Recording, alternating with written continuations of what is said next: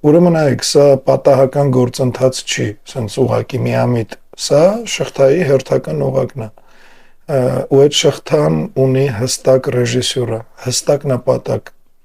ու ինչ ամենակարևորն է, սպասվող հաջորդ փուլեր, ըստ արդեն մի քանի տարի կրկնվող ժանրի կանոնների, այս գործողությանը հետևելու է ընդդիմության հրապարակային դժգոհության գործընթացի կազմակերպումը, հեսա բոլոր իրանց տարբեր էջերով,